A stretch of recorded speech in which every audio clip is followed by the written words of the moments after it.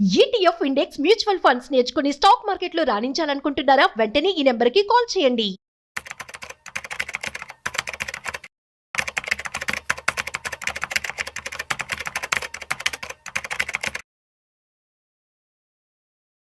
Sir నమస్తే sir.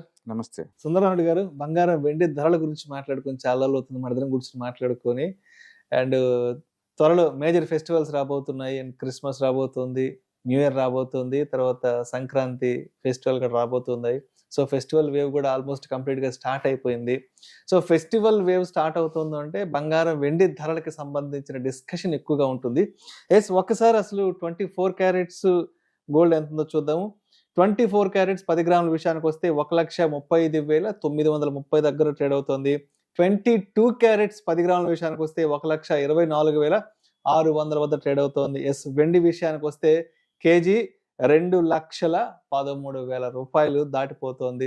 Almost బంగారం వెండి ధరలు లాస్ట్ వీక్ కాస్త తగ్గాయేమో అనిపించింది, బట్ ఇప్పుడు మళ్ళీ ఒక్కసారిగా అప్పర్ సర్క్యూట్లోకి వెళ్ళిపోయాయి. సో త్వరలో మేజర్ ఫెస్టివల్స్ కూడా రాబోతున్నాయి కాబట్టి ఇంకా బంగారం వెండి ధరలు ఎంతలా వెళ్ళే అవకాశం ఉందంటారు? సో బేసికల్గా ఇప్పుడు ప్రపంచవ్యాప్తంగా ఉన్న క్వశ్చన్ ఏంటంటే ఇవి ఎక్కడ గోల్డ్ సిల్వర్ ఈ ఒక్కసారిగా ర్యాపిడ్ మూవ్ స్టార్ట్ అవుతుంది కదా, ఇది ఎక్కడ ఆగిపోతుంది అంటే ఇది ఎక్కడ ఆగిపోతుంది అనే బదులు మిగతా అసెట్ క్లాస్ లో ఏం చేస్తున్నాయి అని అనుకోవటం బెటర్ అనమాట. ఇప్పుడు 2022 నుంచి పర్టికులర్ గా యుక్రెయిన్ వార్ రష్యా వాళ్ళు ఏం చేసినప్పుడు దానికి రష్యాని బ్యాన్ చేసినప్పుడు వరల్డ్ వైడ్ గా రష్యా వాళ్ళ అసెట్స్ మొత్తం ఫ్రీజ్ చేసి పడేశారు 2022లో. అందుకని సెంట్రల్ బ్యాంక్స్ మొత్తం, రష్యా అంటే చిన్న కంట్రీ కాదు, ప్రపంచంలో ఉన్న సగం అణు ఆయుధాలు మొత్తం ఉన్న కంట్రీ, ప్రపంచంలో ఒకప్పుడు అమెరికాకి ధీటుగా ఏలిన కంట్రీ, సోవియట్ యూనియన్. అలాంటి కంట్రీ అసెట్స్ ఫ్రీజ్ చేసిపోతే మిగతా వాళ్ళు మన పరిస్థితి ఏంటి అని చెప్పేసి మిగతా ప్రపంచవ్యాప్తంగా అన్ని సెంట్రల్ బ్యాంక్స్ కి వచ్చిన ఫస్ట్ క్వశ్చన్ అది. అందుకని 2022 అనేది మానవ చరిత్రలో ఫస్ట్ టైం డాలర్లు పెట్టుకొని మనం వేరే కంట్రీలో పెడితే ఎంతవరకు సేఫ్టీ అని క్వశ్చన్ వచ్చిన టైం అనమాట. అది not only Russian assets freeze అవటం కాదు, సెంట్రల్ బ్యాంక్స్ కి వచ్చిన క్వశ్చన్ మార్క్ అనమాట. రేపొద్దున మన పరిస్థితి ఏంటి, మన చిన్న కంట్రీ వాళ్ళం, మన అసెట్స్ కూడా ఇలా ఫ్రీజ్ చేస్తే మన పరిస్థితి ఏంటి, ఫస్ట్ టైం వచ్చిందనమాట. అందుకని డాలర్ మీద వేరే కంట్రీల మీద ఇన్వెస్ట్ చేయడం మీద ఫస్ట్ టైం వాళ్ళకి డౌట్ఫుల్ వచ్చింది అనమాట. అప్పుడు బీనింది గోల్డ్ రష్ బీన్ అవుతాం. మన కనుక చరిత్ర చూసుకుంటే, చార్ట్లు కనుక చూసుకుంటే కనుక 2022 నుంచి ప్రపంచవ్యాప్తంగా సెంట్రల్ బ్యాంక్స్ ఎక్కడ దొరకవు అన్నట్టు టన్నుల కొద్ది కొంటుంది. మొన్న గోల్డ్మెన్ సాక్స్ ఒక రిపోర్ట్ ఇచ్చారు, సెప్టెంబర్ మంత్ లో వీళ్ళు చైనా వాళ్ళు కొన్నది 14 టన్నులు అండి. వాళ్ళు అఫీషియల్ గా రిపోర్ట్ చేసింది 1.2 టన్స్. ప్రపంచానికి తెలియజేసిందేమో వాళ్ళు మేము కొన్నట్టు 1.2 టన్స్, బట్ ఒరిజినల్ కొన్నది అంతకంటే 10 రెట్లు ఎక్కువ. గోల్డ్మెన్ సాక్స్ రిపోర్ట్ ప్రకారం చైనా వాళ్ళ దగ్గర 4,500 టన్నులు ఉంటదంట. అంటే వాళ్ళు యాక్చువల్ చెప్పే దాంతో పోల్చుకుంటే డబుల్ ఉంటది వాళ్ళ దగ్గర.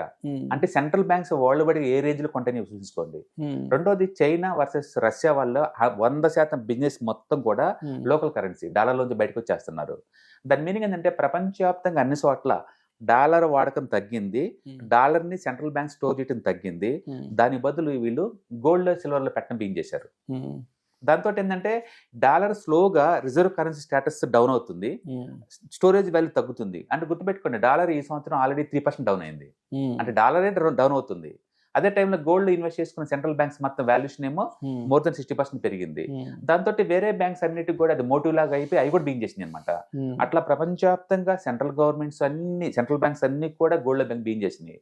దాని తోడు ఈ మధ్య టూ మచ్గా డేటా సెంటర్లు అవి ఓపెన్ అవుతా ఉన్నాయి.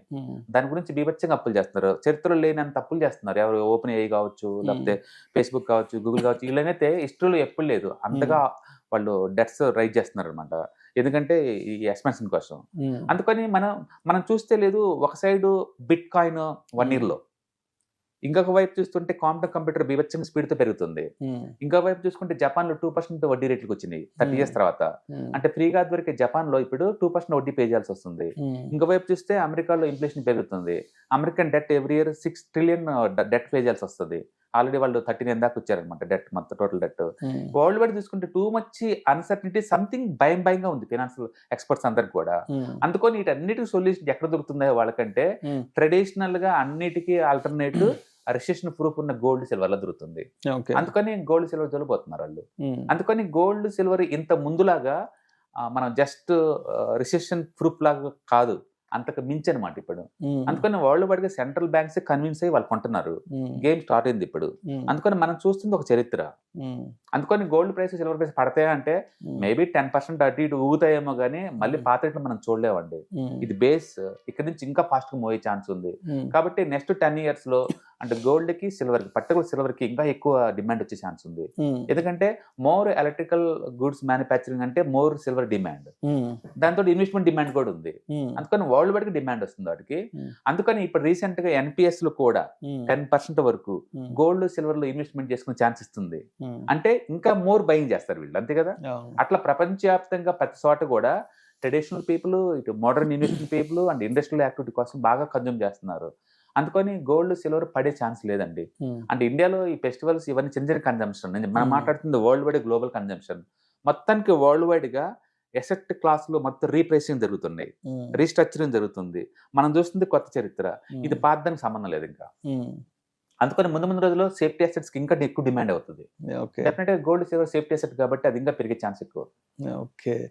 సో ఇది ఇప్పుడు అంటే ఇంకా బంగారం తగ్గదులే, తగ్గినాక కొందాంలే అని అనుకునే ఆలోచన అయితే ఇప్పుడు అసలు అది కరెక్ట్ కాదు. అవును, మీకు కావాలి అనుకుంటే లేదు, ఎస్ఐపి రూపంలో యాడ్ చేసుకుని సపోజ్ 10% అటు ఇటు ఊగిద్ది అనుకున్నాం కదా, 10% పెడితే బెనిఫిట్ తీసుకుందాం అనుకుంటే మీరు ఎస్ఐపి ఫార్మేట్ లో కొనుక్కుంటూ పోవటమే అంతే. అంతేగాని మళ్ళీ లక్ష కొత్త నేను తీసుకుందాం నువ్వు ఎప్పుడు కొనలేవు. అలాంటి స్పెక్యులేషన్ కుదరదు. ఇంకా చేతిలో డబ్బులు ఉన్నాయి, వెళ్ళి కొనుక్కున్నాం అంతే, సెకండ్ థాట్ అవసరం లేదు అంతే. కాకపోతే వాలటిలిటీ ఎక్కువ అవుతుంది రాను రాను, ఎందుకంటే మార్కెట్ అనేది షేక్ అవుతా ఉంటాయి కదా. టూ మచ్ పెరిగిన తర్వాత ఏమవుతుందంటే ఎక్కడో సైడ్ ప్రాఫిట్ బిగిన్ అవుతుంది కదా. నువ్వు నేను అమ్మితే 100 గ్రాములు 50 గ్రాములు 10 గ్రాములు అమ్ముతావు, బట్ బ్యాంకర్లు అంతా అట్లా కాదు కదా. అందుకని ఒకసారి డంప్ చేస్తారు వాళ్ళు. ఆ డంప్ మొత్తం ఏంటంటే 10-15% పడే ఛాన్స్ ఉంది. కాబట్టి మోర్ వాలటిలిటీ జోన్ లోకి ఎంటర్ అవుతున్నాం, బట్ ప్రైస్ మాత్రం పాజిటివ్ బయాస్ మీద పోతుంది. అందుకని ఇంత ముందులాగా ఒక ఎసెట్ స్టేబుల్ గా ఉంటది అంటానికి ఏం లేదు. మీకు చూస్తే అర్థమైంది, సిల్వర్ గోల్డ్ ఆల్ టైమ్ హైలో ఉంది, బిట్ కాయిన్ 1 year లోలో ఉంది, జపాన్ లో వడ్డీ రేట్లు ఏమో +2% 30 years హైలో ఉన్నాయి, అండ్ అమెరికాలో వడ్డీ పే చేసిన వడ్డీ ఏమో ఆల్ టైమ్ హైలో ఉంది. నిరంతరం డిఫరెంట్ యాంగిల్స్ లో ఉన్నాయి ఎకానమీస్ అన్ని కూడా. ఇవి ఎంత దూరం పోతాయో మనకే తెలియదు. కాబట్టి అన్సర్టనిటీ ఎక్కువ అవుతుంది. అండ్ ఇలాంటి అసెట్స్ ఇంకా ఎక్కువ డిమాండ్ వస్తుంది, గోల్డ్ సిల్వర్ లాంటి ఇంకా ఎక్కువ డిమాండ్ వస్తుంది. ఎందుకంటే more and more investment vehicles అన్ని కూడా దీంట్లోకి ఎంటర్ అవుతున్నారు. ఎందుకంటే NPS లో ఇంతకుముందు వాళ్ళు ఎలా చేయరు, ఇప్పుడు రిటైర్మెంట్ ఫండ్స్ కూడా ఎలా చేస్తున్నారు. అంటే వాళ్ళు కొంత బిగిన్ చేస్తారు కదా 10% వరకు, సో మోర్ మనీ డిప్లాయ్ అవుతుంటది దీంట్లోకి. అందుకని డిమాండ్ అప్ అండ్ డౌన్ అవుద్దేమో కానీ బట్ పాజిటివ్ బయాస్ మీద మూవ్ అయ్యే ఛాన్స్ ఎక్కువ ఉంది. అండ్ ఒకప్పుడు సిల్వర్ అంటే ఏదో ఒక సైడ్ ఏదో ఉండేది, సిల్వర్ అంటే జస్ట్ గిఫ్ట్ ఐటమ్స్ అప్పుడు మాత్రమే సిల్వర్ గురించి మాట్లాడుకునే వాళ్ళవి. బట్ ఇప్పుడు సిల్వర్ అనేది కంప్లీట్ గా లైమ్ లైట్ లోకి వచ్చేసింది. అంటే అది కూడా one of the biggest asset class అయిపోయింది. అంటే అంత ముందు సిల్వర్ గురించి అంత డిస్కషన్ ఉండేది కాదు, అంత ప్రైమరీ ఫోకస్ ఉండేది కాదు. సో బికాస్ ఆఫ్ ఇప్పుడు ఇండస్ట్రియల్ కన్సంప్షన్ వల్ల ఎక్కువ అయిపోయింది కాబట్టి ఒక్కసారి దీని మీద ఎలా గట్టిగా ఫోకస్ చేయొచ్చు అంటారు ఫర్దర్ డేస్ లో సిల్వర్ తీసుకోవడానికి? సిల్వర్ ఇప్పుడు almost cup and handle pattern breakout అయిందండి. అండ్ కప్ డెప్త్ ఎంత ఉందో అంత ఉంది. మనం చూస్తున్న సిల్వర్ ఇప్పుడు బేస్ యాక్చువల్ చెప్పాలంటే డాలర్ ఫార్మేట్ లో చూస్తే $60 దగ్గర ఉంది కానీ అది బేస్ అనమాట. ఇప్పుడు నుంచి నెక్స్ట్ 10 years లో ఈజీగా 5 to 10x ఎక్స్పెక్ట్ చేయొచ్చు, 5x ఎక్స్పెక్ట్ చేయొచ్చు. అంటే ఇప్పుడు నుంచి యావరేజ్ మీద 20-30 మూవ్ అవుతుంది. కాకపోతే కమోడిటీ మార్కెట్ లో టూ మచ్ వాలటిలిటీ ఉంటుంది. అది టూ మచ్ మూవ్ అవుతుంది కదా, టూ మచ్ బ్యాక్ వస్తుంది, టూ మచ్ మూవ్ అవుతా ఉంటుంది. కాబట్టి ఆ వాలటిలిటీ బేర్ చేయడం రెడీ అవ్వండి. ఇంత ముందులాగా స్లో అండ్ స్టడీగా ఉండవు ఇప్పుడు, ఎందుకంటే టూ మచ్ పెరిగింది కదా. ఈ ఒక్క సంవత్సరంలోనే ఆల్మోస్ట్ 110% పెరిగింది సిల్వర్. అంత పెరిగినప్పుడు ఎంతకంత ప్రాఫిట్ బుకింగ్ స్టార్ట్ అవుతుంది. అందుకని కొంచెం బ్యాక్ వస్తుంది. మేబీ నేను అనుకోవడం ఏంటంటే 1,70,000 అలా రావచ్చు. మళ్ళీ అక్కడి నుంచి తీసుకొని మళ్ళీ 2,20,20 అలా పోద్ది, మళ్ళీ బ్యాక్ వస్తుంది 2 lakh, మళ్ళీ తర్వాత 3 lakh వెళ్ళిపోద్ది. ఇట్లా మనం పాజిటివ్ బయాస్ మీద నెక్స్ట్ 10 years బెట్కాసుకోవచ్చు. ఎందుకంటే వరల్డ్ వైడ్ గా electronics goods too much manufacturing బిన్ అవుతున్నాయి, వాటిలో వాడతారు ఈ ప్రొడక్ట్ ని. ప్లస్ ఇన్వెస్ట్మెంట్ డిమాండ్ ఎలాగో ఉంది. అందుకని వరల్డ్ వైడ్ గా ట్రెండ్స్ నడుస్తుంది, వరల్డ్ వైడ్ గా ట్రెండ్స్ నడుస్తుంది. అండ్ ఇండియాలో కూడా RBI వాళ్ళు సిల్వర్ కి గోల్డ్ స్టేటస్ ఇచ్చేసి అది కూడా బ్యాంక్ లో తనఖా పెట్టుకోవచ్చు అంటున్నారు. అంటే మోర్ ఎంకరేజ్మెంట్ కదా. అట్లా వరల్డ్ వైడ్ డిమాండ్ వస్తుంది. అదే టైంలో మైనింగ్ యాక్టివిటీ బాగా తగ్గుతుంది అనమాట. అందుకని ఈ ఫియట్ కరెన్సీకి ఆల్టర్నేటివ్ గా గోల్డ్ సిల్వర్ డిమాండ్ వస్తుంది. అందుకని తగ్గిద్దా రేట్లు అంటే ఏదో 5-10% ఎక్స్పెక్ట్ చేయండి తప్ప కొలాప్స్ అటువంటి జరగదండి. ఇంకా చెప్పాలంటే వరల్డ్ మార్కెట్ మొత్తం ఆల్ టైమ్ హైలో ఉంది. ఏదైనా బ్యాడ్ అంటే జరిగితే ఈక్విటీ కొలాప్స్ అయ్యే ఛాన్స్ ఉంది వరల్డ్ వైడ్ గా. గోల్డ్ సిల్వర్ మాత్రం ఇంకా ముందు పోయే ఛాన్స్ ఎక్కువ ఉంది. ఎందుకంటే ఈక్విటీ పడ్డ ప్రతిసారి కూడా గోల్డ్ సిల్వరే ముందు పోతా ముందుకు ఉంటాయి. పోతాం. అంటే ఇంత ముందు కూడా ఎప్పుడు లేదు, ఇంత ముందు ఓన్లీ ఒక అసెట్ క్లాస్ లో పెట్టేవాళ్ళు పబ్లిక్ అంతా కూడా. ఇప్పుడు వాళ్ళకి అర్థమైపోయింది, అందుకని వాళ్ళు కూడా మల్టీ అసెట్ క్లాస్ లో పెడుతున్నారు. ఈ సంవత్సరం ఈక్విటీలో నిఫ్టీ పెడితే వచ్చింది 5%, అంటే గోల్డ్ సిల్వర్ లో పెడితే కంబైన్ లో పెట్టాం అనుకోండి మోర్ దెన్ 70% వచ్చింది కదా. అందరికి అర్థమవుతుంది ఆ విషయం. సెంట్రల్ బ్యాంక్స్ అన్ని కొంటనే ఉన్నాయి అదే పని కదా. ఈవెన్ సెప్టెంబర్ మంత్ లో కూడా చైనా వాళ్ళు కొన్నది 1.2 అని రిపోర్ట్ చేస్తున్నారు, కానీ వాళ్ళు కొన్నది మోర్ దెన్ 10 tons అని చెప్పేసి గోల్డ్మెన్ సాక్స్ రిపోర్ట్ అది. అందుకని సెంట్రల్ బ్యాంక్స్ దొంగతనంగా కొంటాయి అంటే ఇక ఇండివిజువల్ పర్సన్స్ వరల్డ్ వైడ్ ఎలా ఉంటుంది చూడండి. అందుకని హ్యూజ్ డిమాండ్ వస్తుంది వరల్డ్ వైడ్ గా. ఖచ్చితంగా పాజిటివ్ బ్యాచ్ మీద వెళ్తుంది, బట్ మోర్ వాలటిలిటీ యాడ్ అవుతుంది. సో మొత్తానికి డబ్బులు ఉంటే కొనుక్కోవాలి, అంతేగాని తగ్గదా పెరుగుతుందా అంటూ ఇలాంటి స్పెక్యులేటివ్ మైండ్ సెట్ ఉంటే అసలు ఇంకా జీవితంలో ఏ పని చేయలేము. ఒక 2 days back ETF index funds mutual funds కి సంబంధించి ఒక ఇంటరాక్టివ్ సెషన్, ఒక ఎడ్యుకేటివ్, ఒక ఇన్ఫర్మేటివ్ సెషన్ చేశారు. చాలా మంది ఆడియన్స్ తో డైరెక్ట్ గా మాట్లాడారు కదా. సో అంటే ఎవ్రీ సెషన్ లో మీరు నోటీస్ చేస్తున్న కొత్త అంశాలు ఏంటి, పబ్లిక్ కి మార్కెట్ల పట్ల ఉన్న ఇంట్రెస్ట్, మార్కెట్ల పట్ల వాళ్ళకున్న నాలెడ్జ్ ఎలా ఉంది సార్ అసలు? అంటే రాను రాను ఏంటంటే డిజిటల్ ఫైనాన్షియల్ అసెట్స్ మీద ఎక్కువ మందికి అవేర్నెస్ తోటి వస్తున్నారండి. అండ్ వచ్చే వాళ్ళ దగ్గర అందరూ ఎన్ఆర్ఐస్ ఈ టైప్ ఎక్కువ ఉన్నారు, పర్టికులర్ గల్ఫ్ నుంచి అండ్ ఆస్ట్రేలియా, న్యూజిలాండ్, అమెరికా ఇలాంటి నుంచి వచ్చే ఎన్ఆర్ఐస్ ఈచ్ బ్యాచ్ లో 10 to 15 members దాకా ఉన్నారు. అంటే మోర్ సొసైటీలో మోర్ సెగ్మెంట్స్ మనం రీచ్ అవుతున్నట్టు అనిపిస్తుంది ఇది. అట్లీస్ట్ మన 2025 లో కూడా పబ్లిక్ ఇంకా ఈ మార్కెట్ కి దూరంగా ఉన్న వాళ్ళు ఇంకా ఉన్నారా అని అనుకున్న ఈ టైంలో ఎక్కువ మంది ఇన్వాల్వ్మెంట్ అవుతున్నారు అంటే నెక్స్ట్ జనరేషన్ డెఫినెట్ గా గోయింగ్ టు రాక్ అనమాట. ఎందుకంటే వాళ్ళ కిడ్స్ కోసం అడుగుతున్నారు. అండ్ ఇప్పటిదాకా ఏంటంటే ఇండియాలో traditional assets, bank deposits, postal deposits, secure గా వచ్చే ప్లేస్లు మాత్రం చూసుకున్నారు. ఫస్ట్ టైం వాళ్ళు దాటి బయట థింక్ చేస్తున్నారు, ఎక్కువ రిటర్న్స్ రావాలి, కొంచెం రిస్క్ తీసుకుని పర్వాలేదు అన్నట్టు అనమాట. అండ్ అచ్చం రియల్ ఎస్టేట్స్ ఇంతకుముందు చూస్తున్నారు, ఇప్పుడు రెంటల్ ఇన్కమ్ ఈ కంపేర్ చేస్తున్నారు. అంటే ఇప్పుడు ఏంటంటే పబ్లిక్ లో ఈ మల్టిపుల్ అసెట్ క్లాస్ గురించి ఫస్ట్ టైం అవేర్నెస్ వస్తుంది. ఒకప్పుడు ట్రెడిషనల్ అసెట్స్ అంటే real estate and chits, debt అంతే ఈ మూడిట్లో ఉండేది. ఇప్పటికీ చాలా మందికి అందులో కంఫర్ట్ గా ఉంది, అది కూడా వెల్త్ క్రియేటర్సే. కానీ దానికన్నా మోర్ గా సొఫిస్టికేటెడ్ గా ఈజీగా ఆన్లైన్ లో మేనేజ్ చేసుకునే అసెట్స్ ఉన్నాయనే విషయం వాళ్ళకి అర్థమైంది. అందుకని ఇప్పుడు కొత్తగా రీట్స్ లో పెట్టే వాళ్ళు ఉన్నారు, డెట్స్ లో పెట్టే వాళ్ళు ఉన్నారు, కమోడిటీస్ లో పెట్టే వాళ్ళు ఉన్నారు. అసలు ఆ ప్రొడక్ట్స్ ని ఈజీగా ఎలా మేనేజ్ చేయాలో ఎక్కువ మంది వస్తున్నారు అనమాట. And monthly 2 batches, each batch కి 30 to 40 members దాకా వస్తున్నారు. అంటే మోర్ అండ్ మోర్ రెస్పాన్స్ బాగున్నట్లు లెక్క. అండ్ ఇప్పుడు కరెంట్ జనరేషన్ అది ఇర్రెస్పెక్ట్ ఆఫ్ ఏజ్ అనమాట. సర్ప్రైజింగ్ ఏంటంటే మోర్ దెన్ 50 ఏజ్ ఉన్న వాళ్ళు ఎక్కువ మంది ఉన్నారు గ్రూపుల్లో. మోర్ మెచ్యూరిటీ మైండ్ సెట్స్, అంటే అంటే యూత్ లాగా నాకు అరగంటకాల మనీ కావాలి, స్పెక్యులేషన్ రేట్ పే చేసేవాళ్ళు కాదు.